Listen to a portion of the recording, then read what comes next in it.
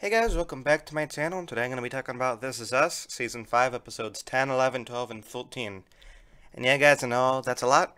I've been kind of behind on these videos, but I've been kind of busy working, so I thought since we're having a long break anyway until the next episode, I might as well just cover all four of these in one video. So starting off with Episode 10, we see Jack when Rebecca and him have the babies, big three, and he goes to like this expensive Volk dinner, and he kind of fumbles it, and because like they have this big credit card thing, well, everybody puts their credit card in, and whoever picks it, like whoever's credit card gets picked, has to pay for everybody's bills, which is such a stupid thing, by the way. Like, I've always hated stuff like this. Just pay for what you ordered. You know, that's Jacob's hot take of the day. But anyway, Jack loses a lot of money, which kind of sucks. So he has to give financial responsibility over to Rebecca because he says he's better at handling the money, which I kind of believe. And then, meanwhile, like, Malik finds out that his baby mama wants to come back into Janelle's life, and he's nervous about telling Deja that because he didn't want to make Deja uncomfortable. So instead, he goes to Randall and tells him about it. And Randall tells Malik that, like, I wish I knew my own mom. So I think it's good that you have your baby's mom in her life. But Deja gets a little mad about this because she's like, I wish that he talked to me about this instead of Randall. And he says that he'd always side with Deja because Deja's his daughter. It was a very sweet scene and kind of plays up to Randall's strengths because Randall has some issues, but I feel like his best positive quality is that he is a good dad. Also, returning in this episode is Beth's mom, Carol, played by Felissa Rashad from The Cosby Show. Okay. Uh, and Beth is kind of insecure because her family's kind of chaotic, it's messy. It's just a family, But Carol says that she misses the chaos of her family and she likes being with them, and that Beth's a really good mom despite the chaos. And Beth's like, well, you could stay with us if you want, and that was a sweet scene too. These episodes I've noticed play a lot to pretty much every character gets some good time in these episodes, except Annie because she never really existed anyway. And also in that episode, Kate and Toby and the kids they visit Kevin's house. But Toby kind of had this job interview before the dinner, and it didn't go that well, so he's kind of grumpy about it.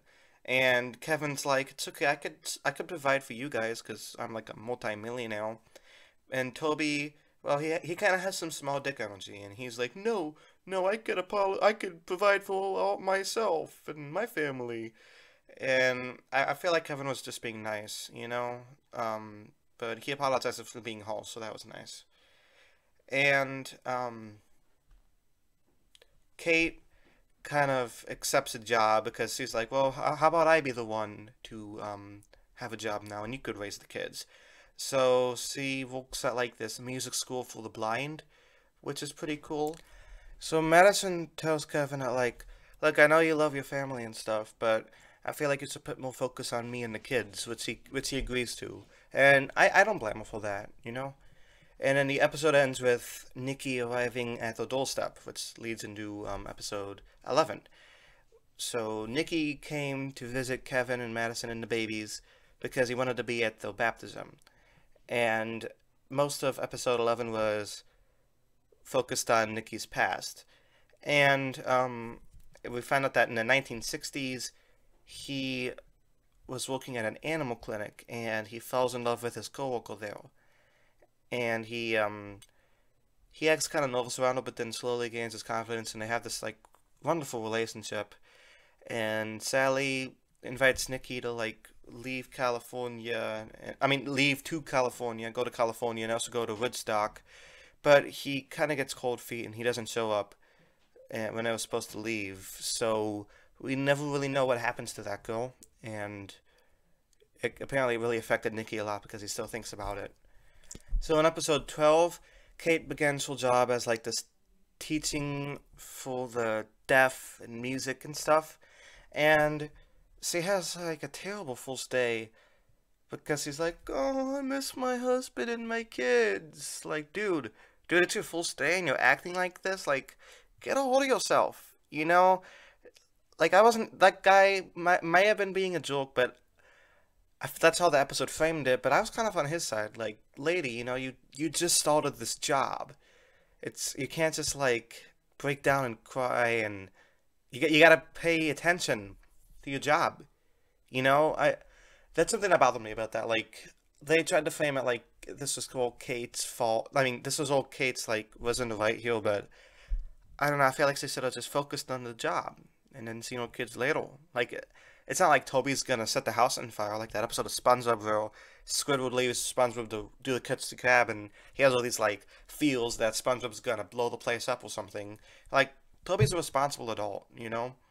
I feel like Kate was overreacting, but that's not really that important.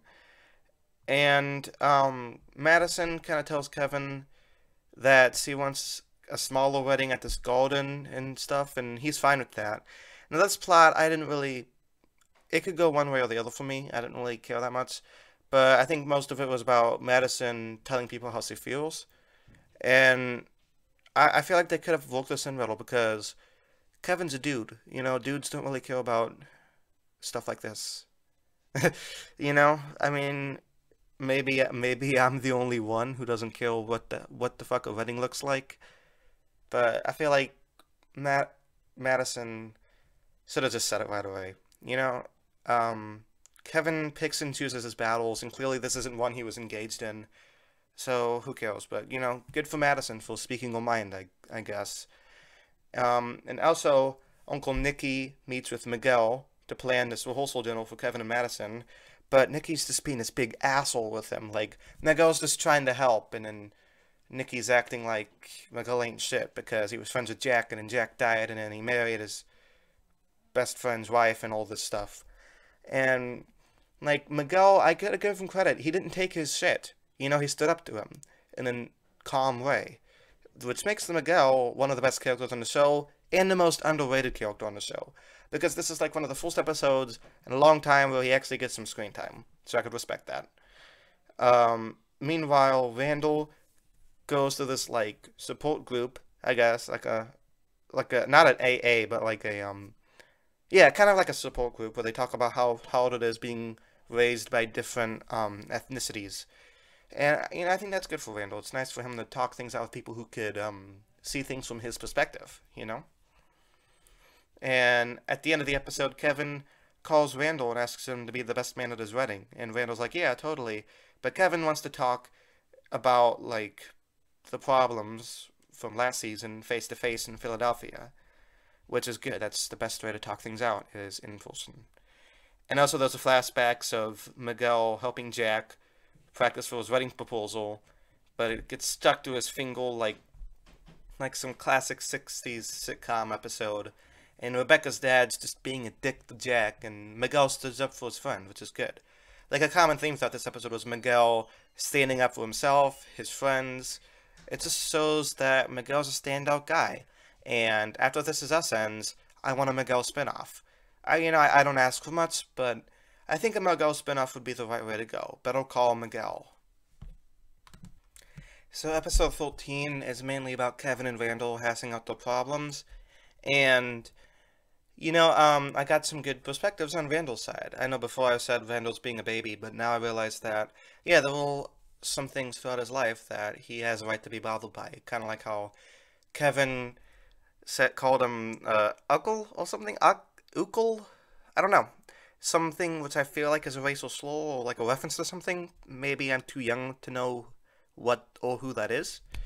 And just little stuff like that about like little references to his race and stuff, and like the rap music and everything. And I think it was right to Randall to tell him that. It's good to tell people how you feel, which I feel like has been the theme of this season, is telling people how you feel. I don't know. And they had this nice talk, but they get locked out of the house So Kevin misses a call with Robert De Niro, but I'm not a huge fan of Robert De Niro anyway, so maybe Kevin dodged the bullet there. And I have to go to this nice old lady's house to get the key and come back in. But most of the episode is them hashing out their problems, which I appreciate from shows like this.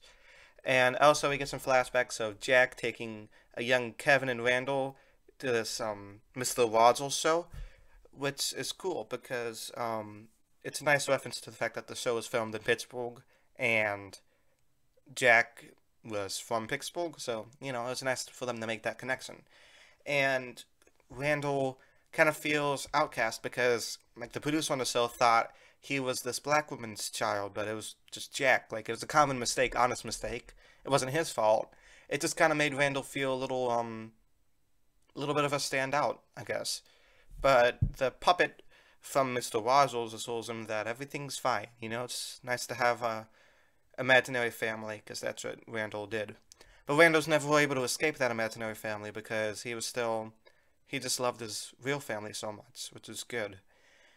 And then we also see like college age Randall and college age Kevin. Randall kind of visits Kevin, and they get into like this big fight and stuff, and it's pretty rough. Like I don't know. It kind of harkens back to where they are now. And Randall's kind of being an asshole, but so was Kevin, and Kevin was kind of like forcing Randall to do a bunch of stuff he didn't want to do. And Randall was being a pretentious asshole about Kevin and his stupid alt and the way he keeps his apartment. Like, never judge somebody the way they keep their house, you know? Never be like, wow, your house is so dirty. You're being a Karen, Randall. You're being a Karen. And, okay, I guess that's pretty much everything in these 4 episodes. I know this was kind of a long video, but like I said, I really haven't been keeping up with these This Is Us breakdowns. But I still love the show. I still watch it all the time. So what do I give each episode? I give episode 10 a B. I thought it was okay. I liked Beth and her mom and stuff like that. And I give episode 11 a B plus because I just love Nikki. I think Nikki's act was great. I think it was all good. Episode 12, I give a B minus. It was still pretty enjoyable, but I felt like it was a bit of a filler episode. Not that much stuff happened to advance the plot. And episode 14, I give a B plus because I like how it finally resolved the Kevin Randall issue that has been plaguing this entire season. Well, not an issue, but the conflict is more appropriate. And they were able to resolve this in a satisfying way. You know, a lot of times when you build up plots this long, the conclusion is usually a bit unsatisfying, but this one managed it. It wasn't anticlimactic. Well, that's pretty much all my thoughts on these episodes. I know we have a long wait until the next one. I believe it's May 11th. So let me know your thoughts down below on these episodes and what you thought of them.